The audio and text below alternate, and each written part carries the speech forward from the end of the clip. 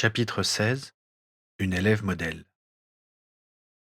Il était près de minuit, et malgré la pluie, la fête battait son plein dans le nord-est de Londres. Pour la énième fois de la soirée, le DJ du bar, le Move Away, lança un des derniers tubes à la mode, et dès les premières notes, des hurlements de joie firent trembler les vitres embuées. Devant le bar, les quelques clients qui souhaitaient reprendre leur respiration et discuter plus calmement s'entassaient sous l'auvent qui les abritait tant bien que mal de la pluie diluvienne qui s'abattait sur la ville. T'as entendu? Lança une étudiante éméchée à son voisin, assez fort pour couvrir le brouhaha ambiant. De quoi? Il y a eu un craquement, là, tout près. Les deux jeunes gens tendirent le cou au risque de s'exposer aux seaux de pluie qui tombaient du ciel et s'acheminaient dans la rigole, au centre de la ruelle. Mais en dehors des devantures des pubs où se massaient quelques débauchés, la rue était parfaitement calme. T'es bourré, Julia, rit son ami en jetant sa cigarette sur le pavé. Allez, viens, on rentre, je suis trempé. Alors qu'ils refermaient la porte derrière eux pour retourner dans la moiteur du bar, deux silhouettes encapuchonnées se détachèrent du mur voisin. Sale moldu, dit l'une d'entre elles, en crachant par terre, en direction dans l'endroit où les deux étudiants se trouvaient quelques secondes plus tôt. La deuxième silhouette lui fit un geste autoritaire et ils remontèrent la rue à grands pas. Tout en marchant, Bellatrix observait avec dégoût les pubs et les clubs où se déhanchaient des moldus de la pire espèce. Comment pouvaient-ils être aussi bêtes se demanda-t-elle en les voyant se trémousser sur une musique sauvage. Des parasites. Voilà tout ce qu'ils étaient. Mais bientôt, toute trace d'eux aurait disparu et les derniers survivants seraient soumis aux ordres des sorciers, se dit Bellatrix pour se rassurer. À côté d'elle se tenait Lord Voldemort, celui qui lui avait tout appris. Celui-ci maintenait son regard fixé vers le sol et son capuchon fermement enfoncé sur sa tête pour ne pas montrer aux passants sa peau cireuse et ses yeux injectés de sang. Voldemort lui avait montré son vrai visage quelques semaines après leur rencontre et, comme prévu, Bellatrix n'avait pas été effrayée. Au contraire, elle s'était sentie honorée par cette révélation et même soulagée, car elle avait bien senti que quelque chose clochait dans le joli minois que Voldemort lui avait initialement montré. En repensant avec émotion au jour de leur rencontre, Bellatrix essaya de se remémorer le nom sous lequel il s'était initialement présenté, mais elle ne s'en souvenait plus. Voldemort lui avait demandé de l'oublier, et Bellatrix avait obéi. Après quelques minutes, ils bifurquèrent dans une ruelle encore plus étroite. La pluie était devenue si dense que leur visibilité était réduite, mais ils distinguaient tout de même quelques silhouettes à la démarche incertaine à quelques mètres de là. Vas-y, ordonna Lord Voldemort en les désignant de son menton pâle et décharné.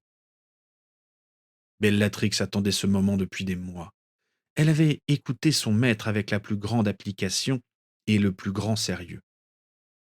Elle s'était entraînée, chez elle, avec Régulus et dans le sous-sol du serpent qui fume.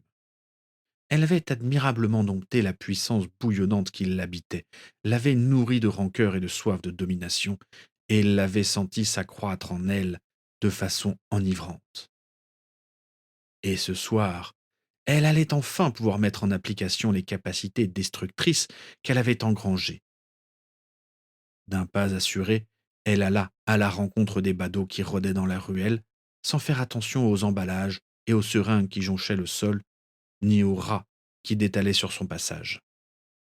Bellatrix n'appréhendait absolument pas l'acte qu'elle allait commettre. Elle avait toujours méprisé les moldus et autres sangs impurs, mais depuis quelque temps, elle ne les considérait même plus comme des êtres humains.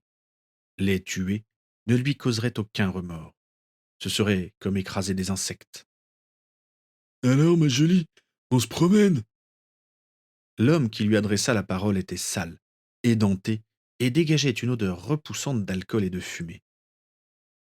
Viens un peu par là, que je vois mieux, dit le deuxième en titubant.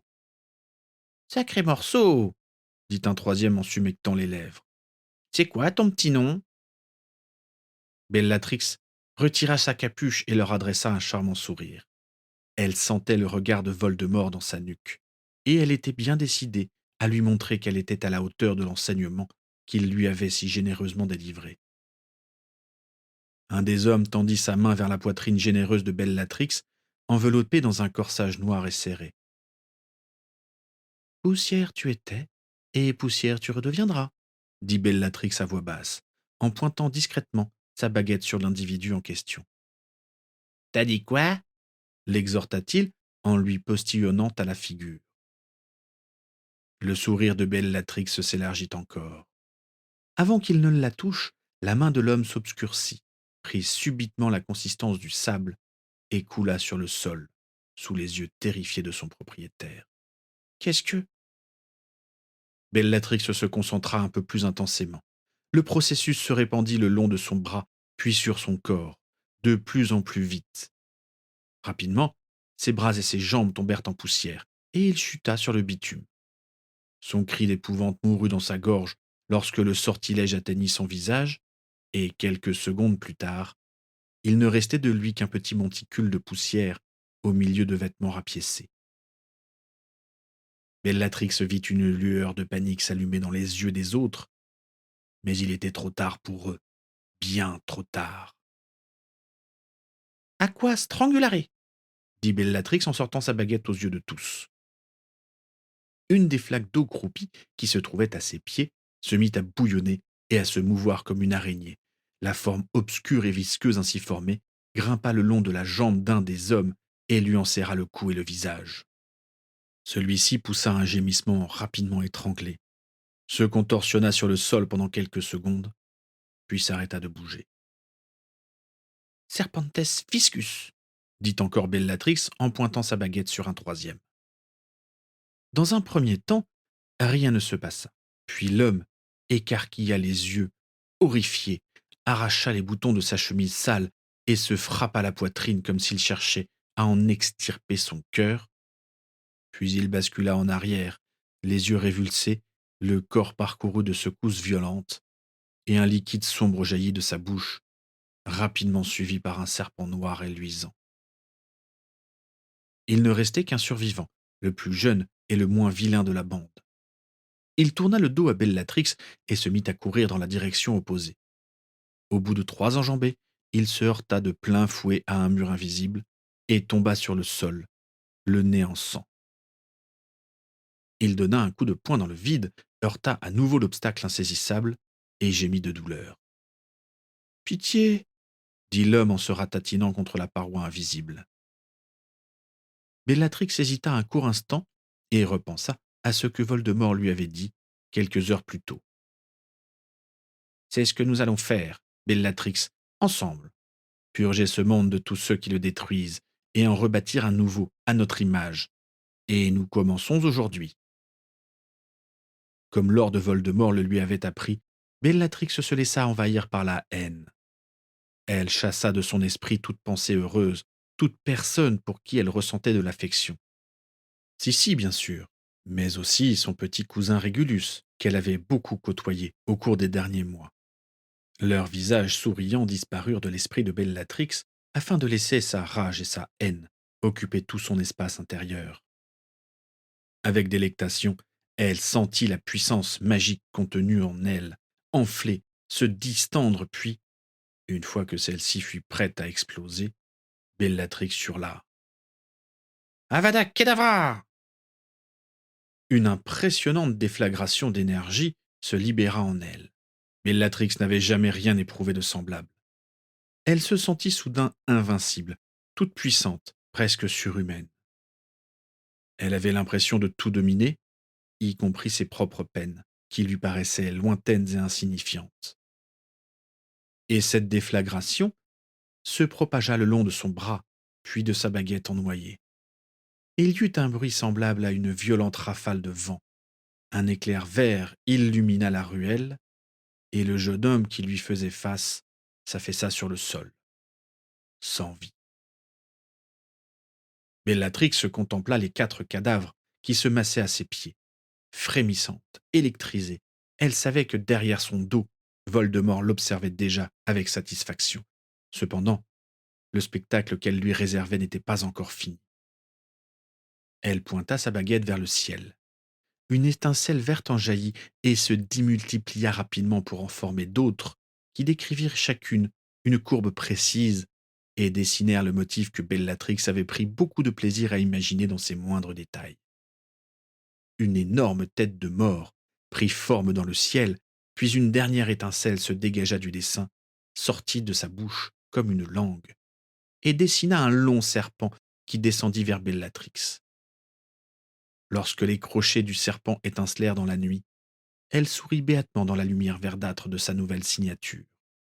Les quelques fêtards qui accoururent, attirés par les cris et par la figure sinistre qui flottait dans le ciel, ne virent que deux silhouettes noires disparaître à l'extrémité de la rue, laissant dans leur sillage un rire de jeune femme, aigu et abominable. Quelques heures plus tard, au lever du soleil, Bellatrix se retrouva devant les marches du 12 square Grimore, sans savoir comment elle était arrivée là.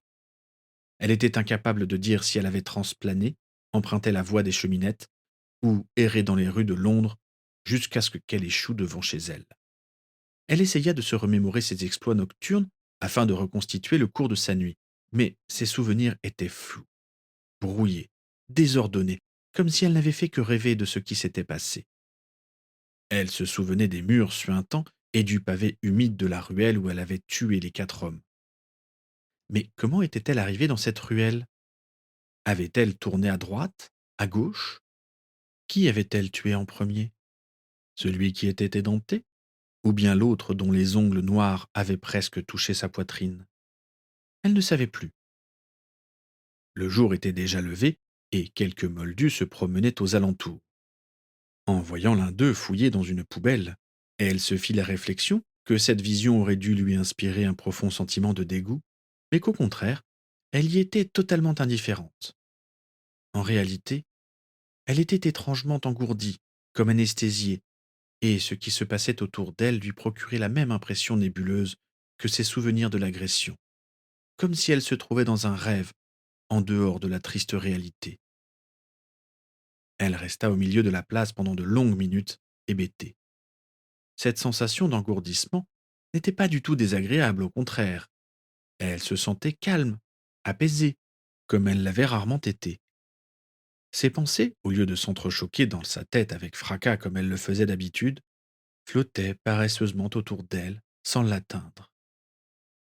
Au bout d'un long moment, Bellatrix se mit à avoir froid. Alors, afin de rentrer chez elle sans être vue, elle sortit discrètement sa baguette et la pointa successivement sur les différents moldus qui se trouvaient sur la place. Le vieil homme qui fouillait dans la poubelle se mit à regarder tout au fond de celle-ci, comme s'il s'y passait quelque chose de tout à fait passionnant. Un peu plus loin, le petit dernier d'une famille qui sortait de chez elle chuta dans l'escalier et ses deux parents accoururent vers lui en tournant le dos à Bellatrix. Une jeune femme qui s'apprêtait à passer à côté d'elle se mit à fouiller dans son sac l'air affolé et fit aussitôt demi-tour au pas de course en se reprochant d'avoir oublié quelque chose chez elle. Lorsque Bellatrix fut certaine que plus personne ne prêtait attention à elle, elle se tourna vers les deux sinistres bâtisses qui portaient le numéro 11 et le numéro 13 et se concentra avec intensité. Les deux immeubles s'ébranlèrent alors silencieusement et glissèrent l'un sur l'autre comme des tiroirs, découvrant la maison austère qui portait le numéro 12. Bellatrix s'avança et monta les marches du perron d'un pas mécanique, avec l'impression qu'elle flottait au-dessus de celle-ci. Puis elle entra, faisant retentir la cloche suspendue au-dessus de la porte, et monta directement au dernier étage de la maison, impatiente de retrouver son petit cousin Régulus. Arrivée en haut de l'escalier, elle fit une petite grimace en entendant la voix de Sirius sortir de sa chambre. «Pourquoi tu n'as pas dit que c'était créature qui avait cassé l'assiette?» l'exhortait Sirius, l'air mauvais. «Tu l'as vu pourtant. Tu savais qu'il mentait quand il m'a accusé.» Bellatrix passa sa tête dans la chambre et vit que Sirius avait coincé son petit frère dans un coin de la pièce. Régulus était recroquevillé contre le mur au bord des larmes. Sirius se tenait face à lui, les bras tendus, et l'empêchait de s'enfuir en lui barrant le passage dès qu'il esquivait un mouvement pour s'échapper. «Alors?» insista Sirius avec agressivité. «Réponds!» «Je ne voulais pas que créature soit punie. gémit la petite voix de Régulus. Furieux, Sirius le frappa à l'arrière de la tête et Régulus se protégea de ses bras. À cause de toi, je vais encore être privé de dîner, poursuivit Sirius avec colère. Oh, tu risques de ne pas survivre jusque-là, déclara Bellatrix en entrant dans la chambre. Sirius se retourna et Régulus en profita pour s'échapper du recoin où il était acculé pour aller se réfugier aux côtés de Bellatrix et lui saisir fermement la main. Va-t'en, Sirius, dit Bellatrix d'une voix sourde. Sirius sembla hésiter, l'air un peu effrayé, puis il lança un regard menaçant à Régulus et sortit de la chambre en passant nonchalamment sa main dans ses cheveux bouclés. Bellatrix claqua la porte derrière lui et se tourna vers Régulus. Contrairement à son frère, il était habillé avec soin et il avait discipliné ses cheveux ondulés en les peignant soigneusement. Dès que Sirius eut disparu, un large sourire éclaira son visage pâle. Merci beaucoup, dit-il à Bellatrix reconnaissant. Vivement l'année prochaine, il sera enfin à Poudlard.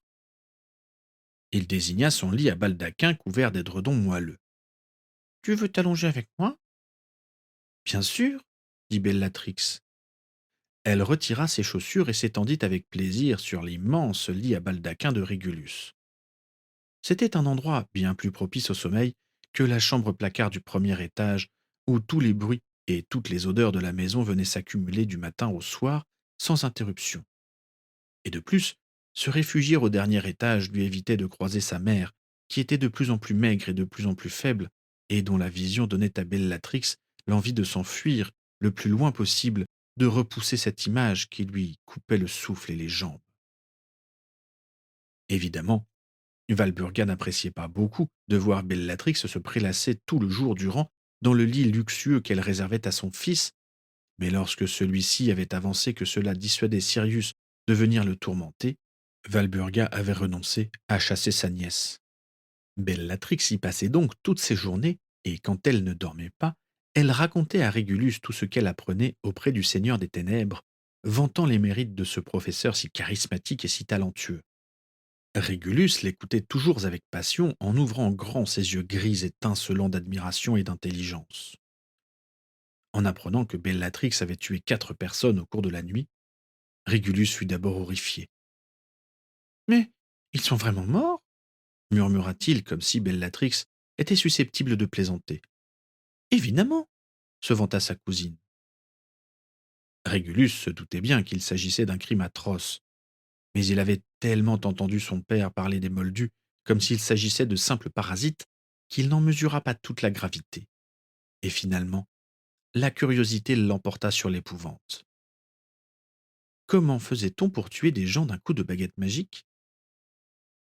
Fasciné, Régulus écouta Bellatrix lui faire le compte-rendu détaillé de ses crimes, sans remarquer les multiples incohérences et approximations qui ponctuaient son récit. Pendant des heures, il but les paroles de sa cousine, accoudée avec désinvolture sur son oreiller, et lorsqu'elle s'assoupit, il resta allongé à côté d'elle et se mit à rêver d'un futur qu'il espérait proche, où il la rejoindrait pour se battre à ses côtés, où il deviendrait aussi puissant qu'elle, et où plus personne n'oserait le coincer dans un recoin de sa chambre pour lui asséner des tapes humiliantes sur la tête, comme Sirius aimait tant le faire. Au cours de la journée, après un sommeil agité et entrecoupé de cauchemars, Bellatrix sentit son hébétude se dissiper et ses nombreuses préoccupations retrouvèrent progressivement l'emprise qu'elles avaient sur elle. Malgré ce que Bellatrix avait fait, et malgré la fierté qu'elle en tirait, sa vie était toujours la même. Son père était toujours un idiot, sa mère était toujours gravement malade, et elle était toujours contrainte d'exercer la magie en cachette. La présence rassurante de Régulus à ses côtés ne parvint pas à l'apaiser.